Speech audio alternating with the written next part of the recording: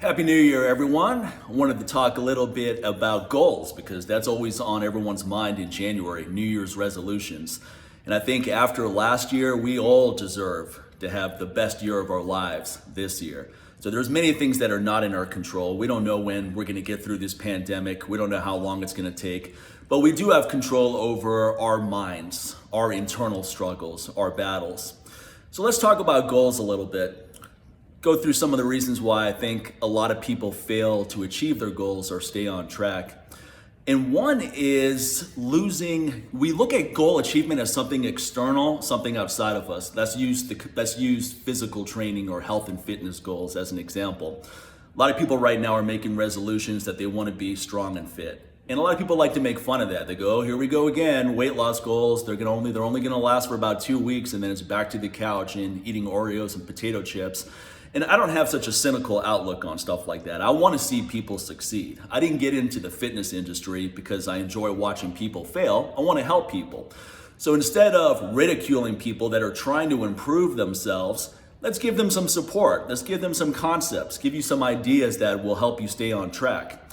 One thing that's really important is choosing goals you actually care about achieving. Now, this sounds really basic and obvious, but you would be surprised how many people write down all these goals. And look, if you have to write it down, it's not something you care about achieving. You know, if it's not actually on your mind where you're going, oh yeah, that's right, that's a goal I wanted to achieve. Look, one of my goals last year was to deadlift 605, and I hit that goal, and I hit it in August, and my plan was to get it before the end of the year, and I exceeded that. Now, one of the reasons why I achieved that goal is because I had a lot of clarity. My friend Vince McConnell, one of the best strength coaches out there, he always talks about the importance of clarity. That's where confidence comes from. And I remember when he and I talked on an episode of my show, he said, you have so much clarity with this goal that there's no doubt that you're going to achieve it. And I never really thought about it until he brought it up. But you want to have a goal that is an obsession. I mean, it was constantly on my mind. I was dreaming about lifting that weight. I couldn't wait to do the workouts because I knew every workout I did was going to lead me to that goal. So it was exciting. And especially as you started progressing and you see that you're starting to get close, you're on the periphery of achieving that goal, it increased confidence big time, and I couldn't wait. And it was so exciting to pull off that goal because it's something I've been working on for a long time. And then I stuck through it. I went through the ups and downs that everyone goes through when you're trying to achieve something that's difficult, and then you pull it off, literally, pun intended here. And that was really empowering. It just opens up your mind to what else is possible. But if I don't win, that's an external goal, but if my internal self is not ready for that, it's not gonna work. And what I mean by that is, let's say you wanna get strong and fit. And you really do. That's what's on your mind. So that's an external goal. Now, internally, you keep self-sabotaging yourself. You're doing all the wrong things. So there isn't an alignment between what's going on internally and what's going on externally. I remember when my face first got burned. This happened when I was 25, I think. This is I'm 47 now. When was that? When was that, Grover? When did my face first get burned? You weren't even with me then. Why would you know? I think it was around 2000, 2001. So anyway, my face got burned. This burn scar you hear, one day I had it. One day I didn't have it, rather. The next day I had it. And it wasn't something that built up over time, like vitiligo. People often think I have vitiligo. What I have is a cold burn because it's nowhere else on my body. And I've had this cold burn for over 20 years. You think it would have spread by now. But anyway, when it first happened, I was so focused on solving the problem of this external problem, literally an external problem. I need to correct this. I need to find a solution. And after a while, you just had to accept the point that there really wasn't much of a solution. I could have had plastic surgery. I could have had a tattoo artist try to match my skin. Those were the two only options that presented themselves after I did all my research. And it was really depressing because this had a real negative impact on my self-esteem. It was really difficult to deal with. So I kept focusing on the burned face as the problem. But in reality, it was my internal struggle with that. That was the real problem. Because if I am impeding myself from enjoying life fully as a result of having a burn scar, it's not the burn scar that's making me not live fully, it's my attitude about it, it's my perception of it. So I realized that I have to get on with my life. If people don't like the way I look, that's on them. I can't live my life worried about what people are gonna think or don't think. And then also I found the thing that really empowered me is when I realized this hair grows out white. See, this is natural. I mean, I dye my beard now because I've gotten older, but this is all white naturally. I don't dye this at all. And I think it looks pretty fucking cool. And I think a lot of other people think that too, because I get told that every goddamn day. And that's pretty cool too. So now something that was a problem is now an asset. And what changed? My internal view of it is the only thing that really changed. It's the same exact thing, but now my perception of it is not negative. I go, this is not a big deal anymore. So people often ask me, oh, have you found any ways to solve this and solve that? It's not a problem that I'm trying to solve. I don't care about solving that. I've got bigger things that I'm focused on. And honestly, to some extent, it's a good barometer of how superficial someone is. If someone doesn't want to spend time with me or be my friend or be in a relationship with me because they don't like the way my face looks, then why the fuck would I want to be around someone like that? Some shallow motherfucker who has the depth of a frog pond. I don't need that bullshit in my life. I'm gonna look at my cheat sheet over here because there's so many things I wanted to say that I had to set up my laptop. All right, so I talked about the external battle. Yeah, if you're not excited about cheating, here's the other thing about excitement, because this can be a distraction too. I often say, you really need to be excited, you need to be motivated, you need to be obsessed, right? I just went through all of that. But you're gonna go through periods where you're not excited at all. That's just gonna happen.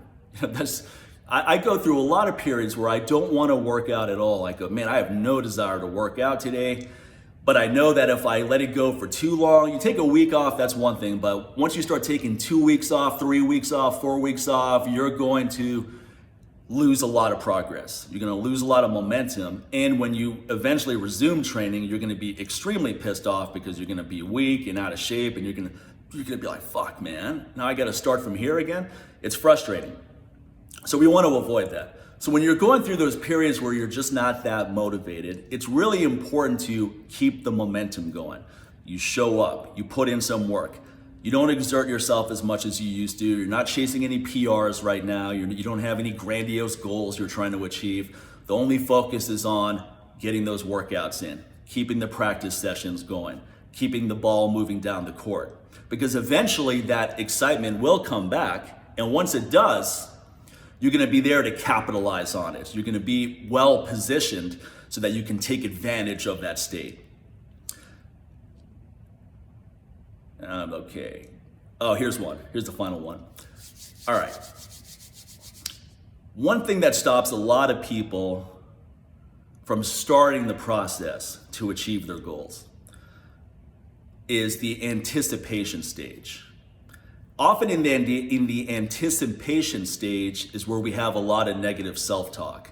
That's where we go, I don't know why I'm even doing this. This is not gonna work out. Why do I think I can do this? So you're rejecting yourself before you have a chance to fail. You're going, maybe if I just don't do anything, I don't have to worry about failing, but that's the biggest failure of all. At least if you try, you give it your best effort and it doesn't work out, hey, at least you did it. At least you learned something about yourself. You put yourself out there. You got in the fucking arena. You tried.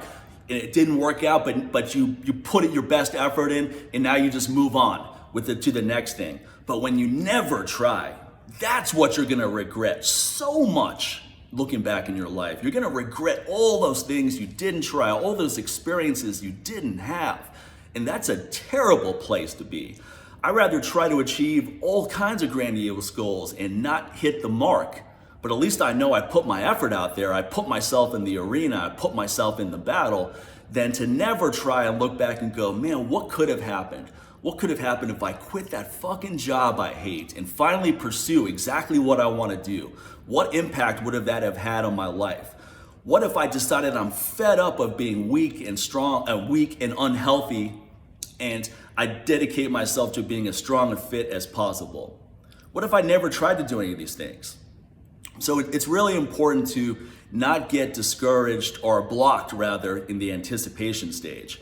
I remember one time, actually not the first time, because I gave some public lectures before this in college, but it was boring as fuck. I'm glad no one had video cameras then. But anyway, my first job out of college, I was doing a presentation for a company, and I choked big time. Every fear people have about public speaking came to fruition. It was realized that day. And what is that? Where you choke, you can't, I probably wouldn't even know my name. I was in such a stress state. You start sweating, people in the audience are getting uncomfortable because they realize you're choking. My manager had to come up and save me. So I was giving this presentation and I was going through these bullet points and I was on a roll. I was hey, I think I got this. I think I'm doing pretty well now. And then it got to the fourth bullet point and I had no clue whatsoever what it was. I couldn't remember it for the life of me. So then I said, let me go through points 1 through 3 again, just to make sure you guys got it. You know? And I tried doing that and I still couldn't get, I got back to the fourth goal and I still didn't remember it. So my manager had to come up and save me and he's like, hey, let's give Mike a hand for the effort. It was so humiliating. I really wish a bolt of lightning just hit me on the top of my head and just obliterated me at that moment because it was so humiliating. Now, when something like that happens, usually there's 2 paths that present themselves to you. The first path is, I'm never doing that again. That was humiliating. I'm never gonna try doing that again. The other one is, I can't wait to do that again because I've gotta redeem myself. I know I'm better than that. Unfortunately, I fell into the latter camp. I couldn't wait to get back in front of the room. It was a week later until I did. That was a long week. I don't think I slept at all that week. But I couldn't wait. I'm gonna get back in front of that room and I'm gonna fucking destroy. I'm gonna blow the fucking roof off this place. People are gonna have their hair blown back with my intensity. And that's what I did. And it was so empowering. And because I had bombed so badly the week before, to turn it around like that so fast, that was really invigorating. That was really empowering. So sometimes you just, you don't want to let the anticipation stage prevent you from trying to achieve something, your negative self-talk there. And when you try to do something and it's just a colossal failure, you just have to pick yourself up and try again. That's all you can do. But you can't accept defeat like that because what you lose is everything. You lose everything when you accept defeat. That internal battle is gone. You know, you missed it completely. You failed that completely. In Sufism, it's the battle within, the inner jihad, that is the most important battle to win. You win that internal battle, every fucking external goal you have is not gonna be a problem. But as long as you're chasing external goals and your internal environment is not on the same page, you're not gonna achieve anything. And when you do, it's gonna be extremely anticlimactic and unfulfilling.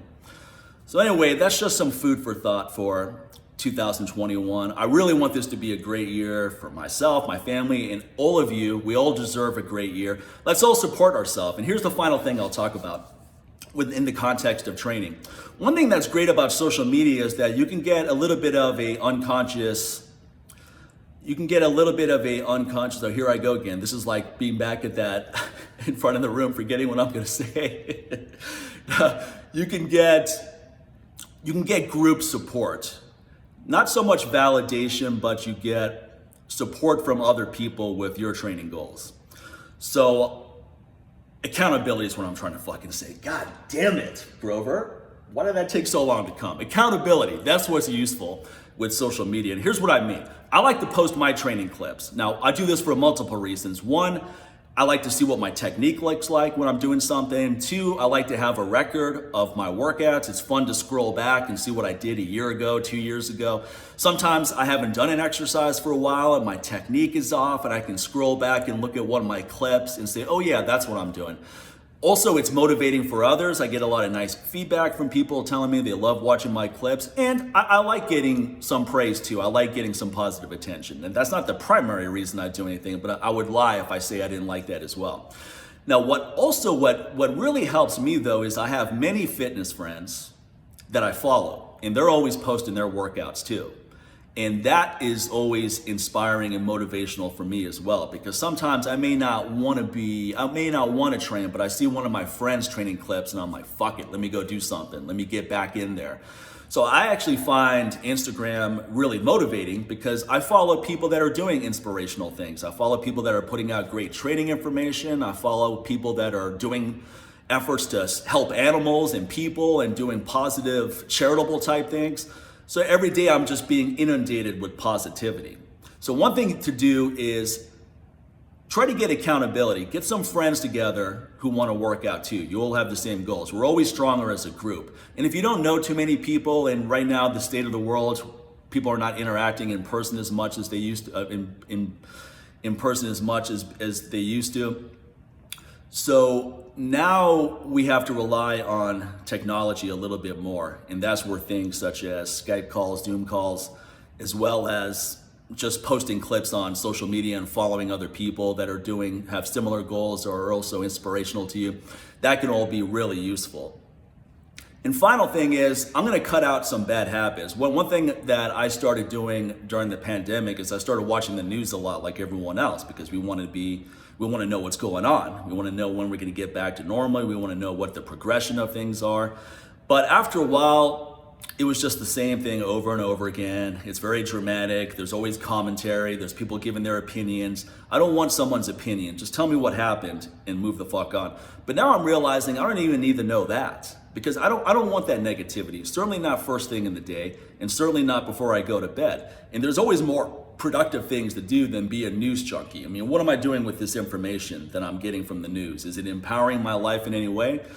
The answer is no. So why am I watching it? Why am I engaging in this? So now what I do is when I wake up in the morning, I make a cup of coffee or I make a cup of tea. I go outside, I get some sunshine in. Fortunately, I'm out here in Las Vegas where the weather's nice. Get some fresh air and just take a little bit of time, not be in such a rush to get my day going, and not just wake up, make breakfast, and then sit down and get to work. So let me take some time to just think about things and be introspective. A little bit of a meditation. And then I do some reading, 15, 20 minutes even, just to stimulate some ideas. And then I start getting to work. But now, instead of having the TV on in the background where I have the news on or something else, I don't need all of that. If I'm gonna have anything on in the background, it's gonna be music I like, or it's gonna be some kind of motivational talk. It's gonna be something uplifting, as opposed to just being bombarded with negativity. It's like, dun dun dun dun, breaking news, today in the pandemic. I don't need that bullshit. I don't need to see that stuff, all right? That's not useful to me. So let's focus on winning that internal battle this year. That's the most important goal that everyone should have. Why are you self-sabotaging yourself? Why do you have negative self-talk? Why isn't your internal system in line with your external goals? Because man, you get control of that internal environment, which also includes gut health and a lot of other things, but it's more your inner psychology. You're unstoppable, you're unbreakable.